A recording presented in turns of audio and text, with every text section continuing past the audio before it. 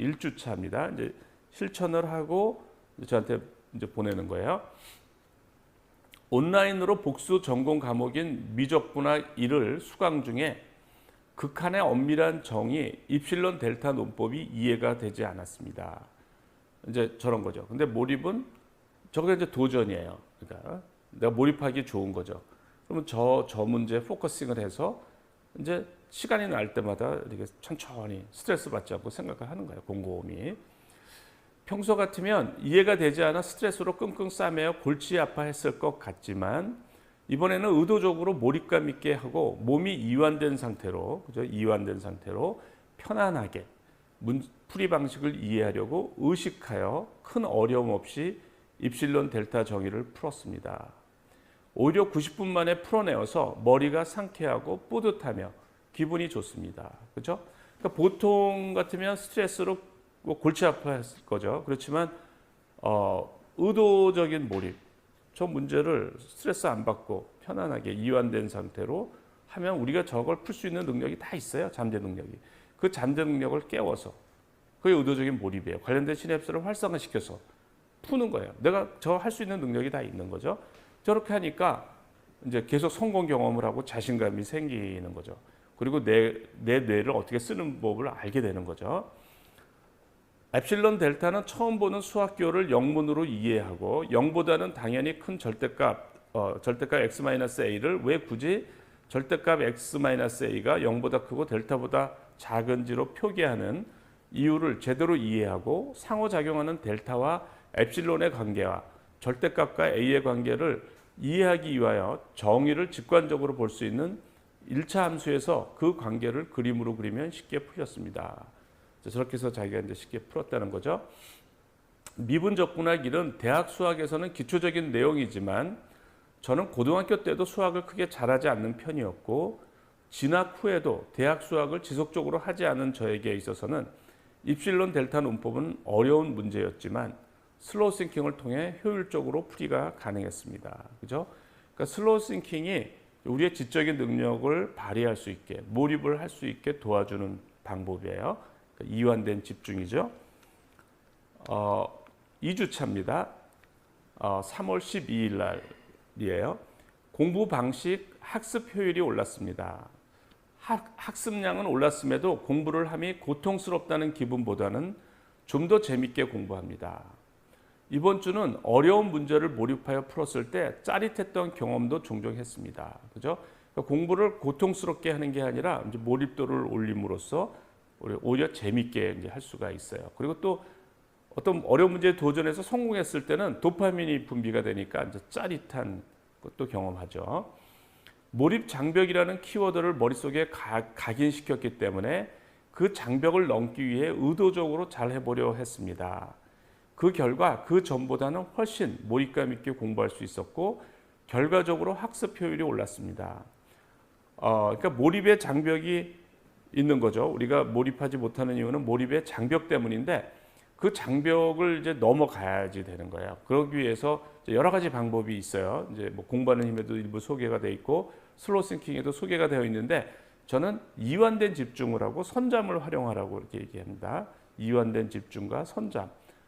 되게 이제 그 방법을 통해서 우리가 웬만한 몰입의 장벽을 넘고 공부가 안 되고 지겹고 이제 그럴 때가 그 장벽을 못 넘어서 그런 거예요. 그래서 포기하지 말고 그렇다고 다른 짓 하지 말고 계속 몰입도를 올리려는 의도적인 노력을 하는 거죠. 그러니까 이완된 집중을 하고 선잠을 자고 그러면 이제 몰입도가 올라가요.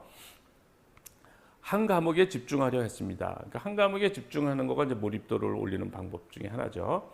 하지만 제가 4과목을 공부하고 있고 과제 마감 기간이 다르기 때문에 한 과목에 집중하기는 어려웠습니다. 그러니까 이제 실제 현실적으로 여러 과목을 배울 때는 한 과목에 집중하기가 쉽지 않아요.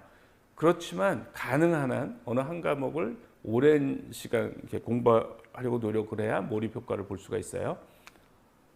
그래서 관련성 있는 과목을 연결지어서 최대한 공부할 수 있는 시간까지 공부하려 했고 결과적으로 해당 과목에 대한 이해도와 몰입도, 학습량은 그 전보다 올랐음을 확인할 수 있었습니다.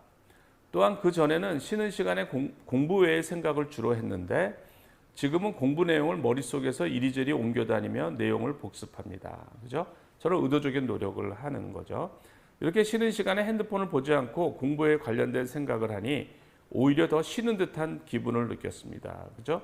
핸드폰 보면은 머리가 그러니까 쉬는 듯한 느낌이 들기보다는 오히려 더 머리가 복잡해지는데 지금 생각을 하니까 오히려 쉬는 듯한 명상을 하는 것 같은 알파파가 나오는 거예요. 핸드폰을 보면은 베타파가 나와서 머리가 피곤해져요. 그런데 내가 생각을 명상하듯이 슬로우 싱킹을 하면은 쉬는 듯한 그런 기분을 느끼게 되죠. 게다가 어느 것이 단기 기억이고 어느 것이 장기 기억인지 인지하고 모르는 부분을 찾을 수 있었기 때문에 학습 효율이 올라갔을 뿐만 아니라 공부를 재개할 때도 공부한 개념과 관련된 생각을 했기 때문에 더 몰입도 있게 공부했습니다. 활기차졌습니다. 책에서 운동도 중요하다는 문구를 자주 접했기 때문에 이번 주 수요일부터 헬스장에서 러닝머신에서 하루 30분간 뛰었습니다. 운동은 삶에 대한 활력을 불어넣어 일상생활에 있어서도 변화를 가져다는 느낌을 받았습니다. 비단 운동뿐만 아니라 슬로우 싱킹을 통해 정신이 건강해졌다는 느낌을 받았습니다. 그러니까 제가 어떤 성공적인 삶을 살기 위해서 딱 하나를 실천한다고 그러면 저는 운동, 규칙적인 운동이라고 저는 얘기합니다. 그런데 몰입을 위한 운동은 딱 30분만 하면 돼요. 땀을 흠뻑 흘리고 숨이 차는. 그러니까 러닝머신에서 뛰는 거가 가장 좋아요. 그렇게 30분만 하면은 의욕이 이제 솟구치고 자신감이 생겨요. 그러면 이제 몰입의 장벽을 넘기가 쉬워지고 또 몰입을 해서 성공 경험을 하면서 선순환이 일어납니다. 물론 또 강한 몰입을 할 때는 반드시 운동을 해야 돼요. 그러니까 흥분이 돼서 잠을 못 이루기 때문에 이제 반드시 운동이 필요합니다. 슬로우 싱킹을 접한 기간이 짧아서 그런 걸 수도 있겠지만 접한 이후로부터는 번아웃 증후군이 전혀 없습니다. 그러니까 이 학생이 번아웃 증후군을 많이 경험했나 봐요. 그러니까 무기력해지고 하는 거죠. 근데 이제 대개 그 몰입을 시도한 사람들이 공통적으로 하는 얘기예요. 그러니까 몰입을 하면서 무기력이 없어졌다. 번아웃 증후군이 없어졌다. 이제 그런 얘기들을 많이 합니다. 그리고 슬럼프가 없어졌다. 이런 얘기를 많이 해요. 그러니까 몰입을 하면 그 슬럼프 없는 지속적인 이제 행복한 최선을 할 수가 있죠. 대학 생활을 위해 생활하는 자취방도 이전보다 깨끗하고 스스로 하지 않던 빨래도 알아서 빨래를 널었습니다. 내가 할 수 있을까 해서 내가 할 수 있겠다로 바뀌었습니다. 좀 더 슬로우 싱킹에 대해 습관화가 되어 난 되겠다가 되고 싶습니다. 그러나 오전 수업이 거의 없다는 이유로 늦게 일어나는 일이 많아졌습니다.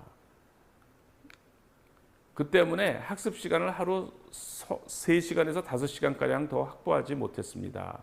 오전에 잠을 너무 많이 자다 보니 부정적인 감정이 들었습니다. 그러니까 잠을 지나치게 많이 자면 늘어져요. 이렇게 늘어져. 부정적인 감정이 들어서 적응적 완벽주의, 부적응적 완벽주의, 비완벽주의에 관한 책 내용이 생각났습니다. 이게 이제 슬로우 싱킹에 소개된 내용이에요. 나는 부적응적 완벽주의라 불행하다는 것을 인식했습니다. 단기적으로 볼 때는 아침잠이 달콤할지라도 일어나서 아침에 나가 몰입도 있게 공부하는 것이 중장기적으로 볼 때는 행복함을 인식합니다. 그래서 잠에 대한 습관을 지금부터 바꿔야겠다는 생각이 들었습니다. 이제 몰입을 경험하면 이렇게 행복의 방향을 알아요. 그러니까 내가 행복과 성공의 방향을 알죠. 내가 성공적으로 하루를 보내는 거, 그리고 또 그걸 즐겁게 할 수 있는 방향을 아니까 처음에는 인간이 나약하니까 자꾸 실수를 해요. 다 마찬가지인데 실수를 하지만 방향을 알기 때문에 이제 그 방향으로 노력을 해서 그걸 이제 극복할 수가 있게 되죠. 1분 1초도 놓치지 않고 슬로우 싱킹 하지 못했습니다. 분명 이전과는 다른 효율적인 사고방식을 갖게 되었지만 공부 시간에 카톡을 한 적도 있으며 쉬는 시간에 슬로우 싱킹의 끈을 놓친 적도 있었으며 학습을 마치고 저녁 10시에서 11시에 집에 들어와서는 슬로우 싱킹 하지 않고 넷플릭스를 시청하거나 친구와 통화를 했습니다. 이런 경우가 흔히 있어요. 그러니까 전혀 걱정할 필요 없어요. 사람이 완벽하지가 않기 때문에 또 불완전한 존재하고 나약한 존재이기 때문에 이제 한꺼번에 바뀌는 게 아닙니다. 그런데 이제 올바른 방향을 알고 있기 때문에 또 계속 하면 되는 거예요. 넷플릭스를 보는 시간이 달콤하다기보다는 그냥 오랜 습관 때문입니다. 예전부터 학습을 마치고 저녁에 돌아와서는 영상물이나 페이스북을 보는 시간이 있었기 때문에 습관적으로 그렇게 행동했던 것 같습니다. 또한 집에서 나가기 전 집에 귀가한 후 지속적으로 슬로우 싱킹 하지 못했습니다.